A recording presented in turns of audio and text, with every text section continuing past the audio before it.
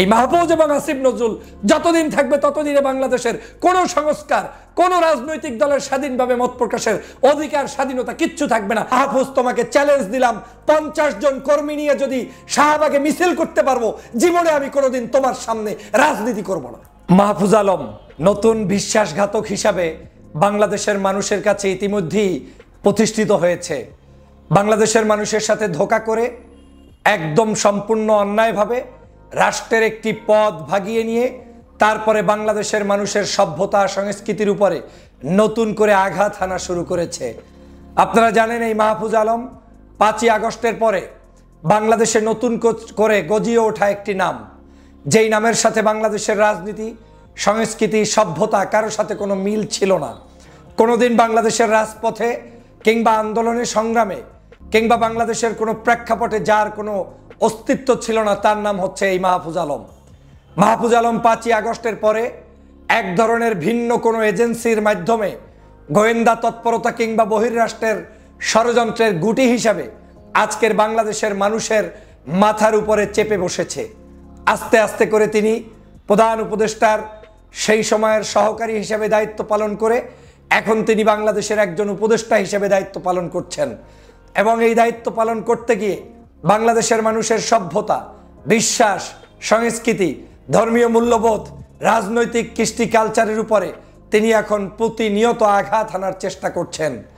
আজকের বাংলাদেশের একজন বর্তমান সময়ের উপদেষ্টা যেখানে দায়িত্ব পালন করার কথা এদেশের সাধারণ নাগরিকের পক্ষে, এদেশের সকল মুক্তিযোদ্ধাদের পক্ষে, এদেশের সকল বিপ্লবীদের পক্ষে, এদেশে যারা শহীদ হয়েছে 2000 মানুষের পক্ষে, এদেশের যেই সকল রাজনৈতিক দল নির্যাতনের শিকার হয়েছে, নিপীড়নের শিকার হয়েছে, অত্যাচারের শিকার হয়েছে, তাদের পক্ষে, কিন্তু তিনি সেই মানুষদের পক্ষে না থেকে ভিন্ন কোনো এজেন্ডা বাস্তবায়নের জন্য সুগভীর পরিকল্পনা নিয়ে মাঠে নেমেছে। এখন প্রতিদিন যে বক্তব্য দেয়, প্রতিদিন যে তিনি লেখালেখি করেন, প্রত্যেকটা শব্দচয়ন মনে হচ্ছে যেন হিংসার বীজ বপন করার জন্যই ওনাকে ওই পদে বসিয়ে দেওয়া হয়েছে। আপনারা জানেন, বাংলাদেশে শেখ হাসিনা গত ফ্যাসিস্ট আমলে 16 বছর পর্যন্ত বাংলাদেশের মানুষের উপরে নির্যাতন করেছে, নিপীড়ন করেছে, এদেশের সকল রাজনৈতিক দলগুলোকে ধ্বংস করে দেওয়ার জন্য চূড়ান্তভাবে বাংলাদেশে সব কিছুকে শেষ করে দিয়েছে। এবং সেই শেষ করতে গিয়ে এদেশের আলেম ওলামাকে হত্যা করেছে, নির্বিচারে বিনা কারণে বিনা অপরাধে মানুষদেরকে অপরাধী সাব্যস্ত করে তারপরে ফাঁসির কাস্টে পর্যন্ত ঝুলিয়েছে। 2013 সালে শাহবাগ বানিয়েছে, সম্পূর্ণ অন্যায়ভাবে জামাতের নেতাকর্মীদেরকে হত্যা করেছে, সাইদি সাহেবকে হত্যা করেছে, সালাউদ্দিন কাদের সাহেবকে হত্যা করেছে, বাংলাদেশের আল্লামা মামুনুল সাহেবকে জেলে রেখেছে, বহু কবি, সাহিত্যিক, শিল্পী কেউ বাদ যায়নি, আলেম ওলামা সবাইকে জেলের মধ্যে যেমন রেখেছে, ফাঁসির কাস্টে নিয়েছে, রাজনীতি বন্ধ করেছে। দেশনেত্রী বেগম খালেদা জিয়া থেকে শুরু করে কেউ নির্যাতনের বাহিরে ছিল না। সেই একটি স্টিম রোলার থেকে বাংলার মানুষ 5 তারিখে মুক্তি হয়েছে। এই মুক্তি আন্দোলনে মাহফুজের কোনো একটি আঙ্গুল, একটি নখ কিংবা একটি চোখ কিংবা একটি কোনো আত্মীয় স্বজন আঘাতপ্রাপ্ত হয়নি। মাহফুজকে বাংলাদেশের জনগণ কোনো জায়গায় চিনত না। এই আন্দোলনের মধ্যে রাজপথের সিংহভাগ লড়াকু সৈনিক ছিলেন এদেশের ইসলামপন্থী রাজনৈতিক দলের সর্বাগ্রে, তারা ছিলেন নেতারা, বিএনপির নেতাকর্মীরা। এখানে সর্বাগ্রে ছিলেন জামাত ইসলাম, শিবির, ইসলামী আন্দোলন, হেফাজতে ইসলাম, আলিয়া, কওমিয়া, আলেম ওলামা, পীর মাশায়েখ, বাংলাদেশের কবি, সাহিত্যিক, শিল্পী সবাই মিলে আমরা সেই 5ই আগস্টের স্বাধীনতা এনে দিয়েছি, যুদ্ধ করেছি। স্বাধীনতার পর হঠাৎ করে আমাদের দূরদর্শিতার অভাবের কারণে হোক কিংবা আমাদের অনেকের স্যাক্রিফাইস করার মানসিকতার কারণে হোক, এক বাক্যে ব্ল্যাঙ্ক চেক দিয়ে কিছু উচ্ছিষ্টভোগী দালালদেরকে আপনারা হাতে ছড়িয়ে দিয়েছেন আপনাদের হাতের সেই বিজয়ের মশালটি। আর বিজয়ের মশালটি নিয়ে এখন গাদ্দারি করছে বাংলার জনপদের প্রত্যেকটি মানুষের সাথে, বিশ্বাসের সাথে। নিশ্চয়ই আপনাদের মনে আছে, এই ফ্যাসিবাদী হাসিনার পতন এখনো হতো না যদি সেই সময় তিনি রাজাকার রাজাকার বলে গালিগালাজ না করতেন।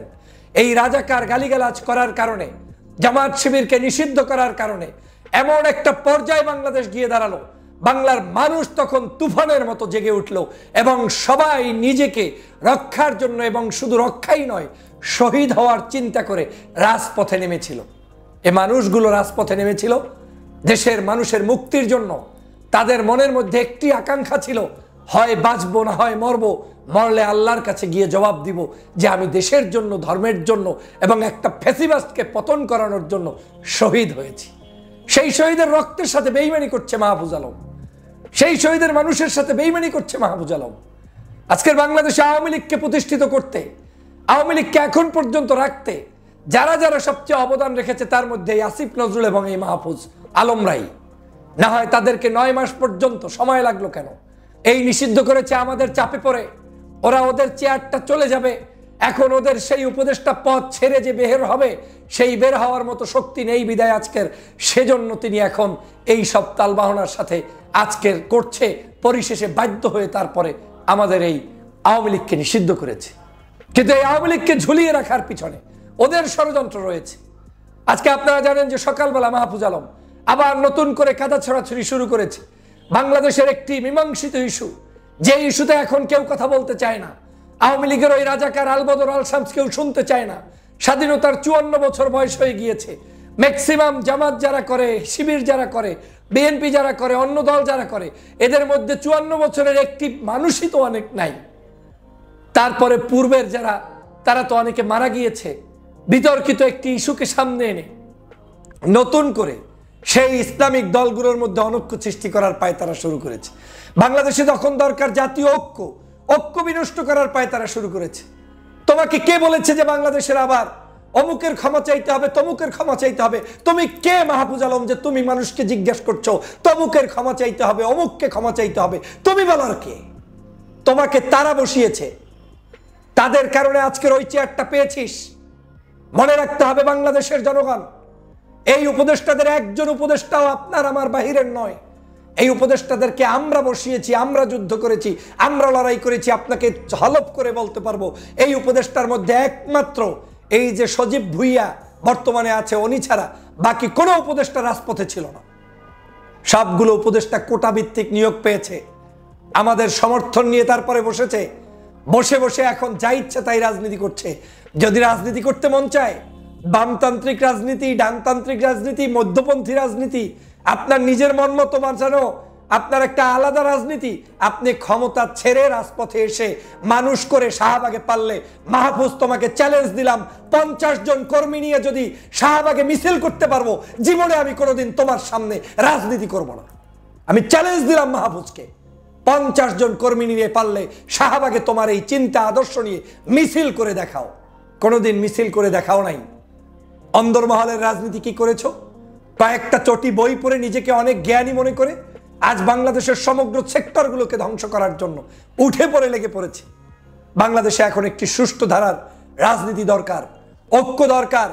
আওয়ামী লীগের সেই হিংসাত্মক মানসিকতা থেকে বের হয়ে আসা দরকার। এদেশের সমগ্র মানুষকে নিয়ে কাজ করা দরকার।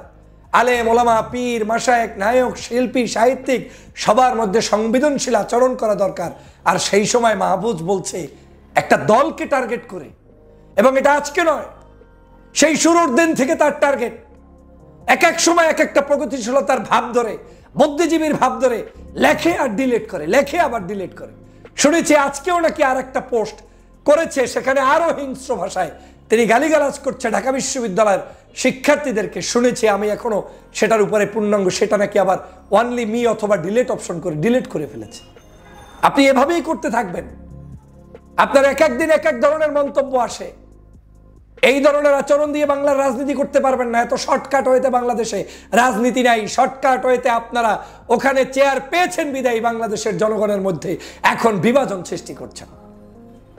আমি সারা দেশবাসীকে সতর্ক হওয়ার আহ্বান জানাই। মাহফুজ আলমের এই সময়, এই মুহূর্তে পদত্যাগ দাবি করছি।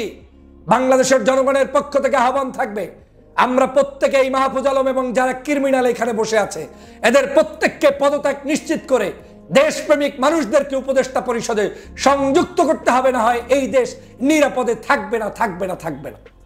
বাংলাদেশের জনগণের সাথে ফাইজলামি শুরু করেছেন।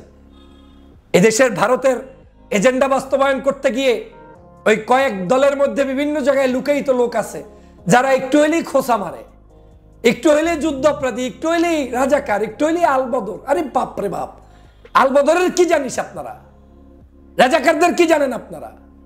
অপরাধী না অপরাধী না সেটার আপনি কি জানেন আপনারা? এ বাংলাদেশে যাদেরকে ফাঁসির কাস্টে ঝুলিয়ে দেওয়া হয়েছে, একজন মানুষ তো বাংলাদেশের অন্যায় করেনি, তাদেরকে তো ফাঁসির কাস্টে ঝুলানোর কথা ছিল না। আপনাদের প্রস্তুত তোলা উচিত সেইগুলো। আপনারা আজকের বিচার বিভাগকে সেই জায়গায় নিয়ে যাবেন, কিন্তু আপনারা সেটা করলেন না। স্বার্থের বিরাজলে রাজনীতি, বিভিন্ন সংস্থার ভিতরে সীমাবদ্ধ হয়ে গিয়েছে এই রাজনীতি, বিভিন্ন জায়গায় আজকের ষড়যন্ত্র চলছে। আমি আপনাদেরকে আহ্বান জানাই, আমার এই কণ্ঠ যতক্ষণ থাকবে আমি আপনাদের জন্য বলে যাব, কিন্তু আমি শঙ্কা প্রকাশ করছি, এই সকল মানুষরা যদি আজকের দেশের নেতৃত্বে থাকে তাহলে বাংলাদেশের ভবিষ্যৎ অন্ধকার হচ্ছে, হবে, তাতে কোনো সন্দেহ নাই।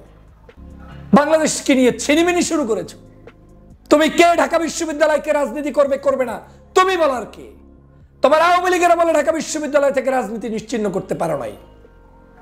বাংলাদেশের প্রত্যেকটি পরতে পরতে, অলিতে গলিতে, রাস্তাঘাটে, প্রত্যেকটি জায়গায় প্রত্যেকটি রাজনৈতিক সামাজিক সংগঠনের অধিকার রয়েছে, তারা তাদের রাজনীতি করবে। আর তুমি বলছো ক্ষমা চাইতে। গত 3 দিন পর্যন্ত যে আন্দোলন হলো, এই আন্দোলনের সবচেয়ে বড় ভূমিকা পালন করেছে বাংলাদেশের ইসলামপন্থী রাজনৈতিক দল মাহফুজরা। তখন ওই তাদের বাসভবনে ঘুমিয়েছিল। বাংলাদেশের আওয়ামী লীগ নিষিদ্ধ করতে মাহফুজের কোনো অবদান নেই, আসিফ নজরুলের কোনো অবদান নেই। এরা যখন আমাদের চাপে পড়েছে তখন শুধুমাত্র আজকের এই নিষিদ্ধ করার জন্য সিদ্ধান্ত নিয়েছে, কিন্তু এরা প্রত্যেকেই ধান্দাবাজি করেছে। আপনি যাই বলেন না কেন, গত 3 দিন পর্যন্ত তাদের খবর নাই। রাস্তায় ছিল কারা? রাস্তায় ছিল এদেশের ইসলামপন্থী রাজনৈতিক দল, জামাত, শিবির, ইসলামী শাসনতন্ত্র আন্দোলন, চরমনায়ের পীর সাহেব, তারপর মামুনুল সাহেবের খেলাফত আন্দোলন, এরপরে হেফাজতে ইসলাম, কওমি, আলিয়া, এর সাথে বিভিন্ন ছোট ছোট রাজনৈতিক দলের মধ্য থেকে অনেকেই অংশগ্রহণ করেছেন।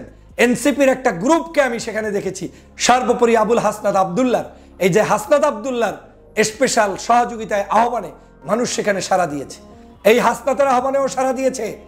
শুধুমাত্র হাসনাত মানুষের পালস বুঝেছে তাই। কালকে যদি হাসনাত এই মাহফুজের আদর্শ অনুসরণ করে, হাসনাতকেও মানুষ গ্রহণ করবে না, এটাই বাস্তবতা। অতএব সেই জায়গায় এই মাহফুজদের বিন্দুমাত্র কোনো অবদান নেই, বরং অবদান হচ্ছে মাহফুজরা যে বাংলাদেশের জনগণ যা চায় তার বাহিরে গিয়ে একটি ভিন্ন কিছু চাপিয়ে দিতে চায়, যেটা এদেশের জনগণ চায় না। তোমার চাপিয়ে দেওয়া রাজনীতি তো এদেশের জনগণ করবে না। তুমি কি শিখাবা সেটা তো আমরা শোনার সময় নাই। বাংলাদেশের জনগণ যেই মুক্তিযুদ্ধের চেতনা, যেই আদর্শ নিয়ে দেশকে স্বাধীন করেছে, 24-এর যেই আদর্শ নিয়ে শাসন করেছে, সেই শাসনের জন্য বাংলাদেশের সবচাইতে এখন নিরাপদ সংগঠন হচ্ছে ইসলামিক রাজনৈতিক মুভমেন্টগুলো, যারা এই দেশটাকে এখনো স্বাধীনতার সত্যিকার যে মূল থিম সেটাকে রক্ষা করছে। আর তোমরা 2 দিনের বৈরাগী, ভাতেরে বলো অন্ন, যেখান থেকে আসছো সেখানটাকে অস্বীকার করো। আমি এজন্য মাঝে মাঝে বলি, ব্যাকগ্রাউন্ড চেক করা অত্যন্ত জরুরি। মানুষের জীবনে অনেককে দেখেছি জামাত শিবিরের খেয়েছে, পড়েছে, টাকা নাই, পয়সা নাই, জীবনে পড়ার সাধ্য নাই, রাস্তাঘাটে লজিং থাকার সুযোগ ছিল না, ওই রোকনের বাড়িতে গিয়ে খেয়ে দিয়ে পড়াশোনা করেছে, একটু বড় হয়ে গিয়ে প্রগতিশীল ভাব সেজে তিনি এক মহান নেতা। অনেক পীরাউলিয়ার দরবারে দেখেছি মাদ্রাসায় লিল্লা বোর্ডিংয়ে পড়ার মতো অবস্থা নাই, হুজুরের বাড়িতে ওই ছাত্রটা নিয়ে আসতো, কোনো মতে একটু আল্লাহ রাস্তে হুজুর রাখেন, মানে ভেজালটা মাদ্রাসার উপরে ছেড়ে দিল। পড়াশোনা করে মাদ্রাসা থেকে একটু বড় হয়েছে, কয়েকদিন পরেই ব্যাকগ্রাউন্ড ভুলে যায়, মাদ্রাসা শব্দটা উচ্চারণ করতে চায় না, মাদ্রাসার ছাত্র ছিল সেটাই চায় না, শিক্ষকের সম্মান দিতে জানে না, শাহবাগে এসে 2 লাইন মিছিল করেই নিজে নিজে মনে করছে বিশাল কিছু। এই সকল মিডিয়ার সৃষ্ট কিছু ব্যক্তিত্বরাই আজকের দেশের জন্য ক্ষতি সাধন করছে। আমি জানি না এই দুইটার কোনটা মাহফুজ আলম ভোগ করে এসেছেন, না হয় আপনার মতো এত অপরিণামদর্শী অদূরদর্শী একজন ব্যক্তি কিভাবে উপদেষ্টা মণ্ডলীতে থাকে। আপনি সবার কাজগুলো বন্ধ করেছেন। বাংলাদেশের বর্তমান সময়ের যতগুলো সংস্কার দরকার সব সংস্কারগুলো আপনার কারণে বন্ধ। কোথায় নিয়োগ দিয়েছেন বলেন? দেশপ্রেমিক মানুষদেরকে সচিব, ডিসি, এসপি, বিভিন্ন দেশের দূতাবাসগুলোতে আপনি কাকে কোথায় বসিয়েছেন বলেন?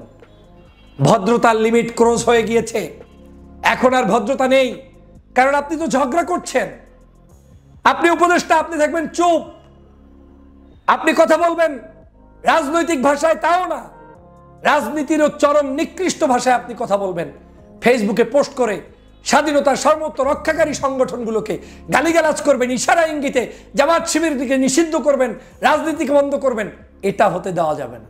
আর এদের কারণেই এরা এখন পর্যন্ত মার্কা পায় না, সঠিক বিচার পায় না। আমি বলে দিলাম, সবার আগে এই লোকটাকে এবং আসিফ নজরুলকে আপনারা পদত্যাগে বাধ্য করেন, না হয় এই সরকারের কোনো কিছু আপনারা সফলতার দ্বার প্রান্তে নিতে পারবেন না। এই মাহফুজ এবং আসিফ নজরুল যতদিন থাকবে ততদিনে বাংলাদেশের কোনো সংস্কার, কোনো রাজনৈতিক দলের স্বাধীনভাবে মত প্রকাশের অধিকার, স্বাধীনতা কিচ্ছু থাকবে না। কারণ ওদের ভিতরে এমন কিছু সেট আপ করা, যেই সেট আপটাই আপনার রাজনৈতিক আদর্শের বিরুদ্ধাচরণ এবং আপনি যে চিন্তা চেতনা লালন করেন সেটার বাহিরের চিন্তা চেতনা। ওরা চায় না, জনগণ যেটা চায় সেটা চায় না।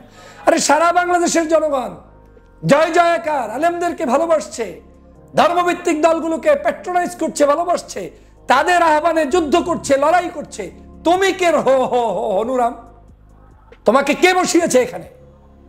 প্রিয় দেশবাসী, সাবধান হতে হবে, না হয় আমাদের এই গোলার ধান সব ধ্বংস হয়ে যাবে।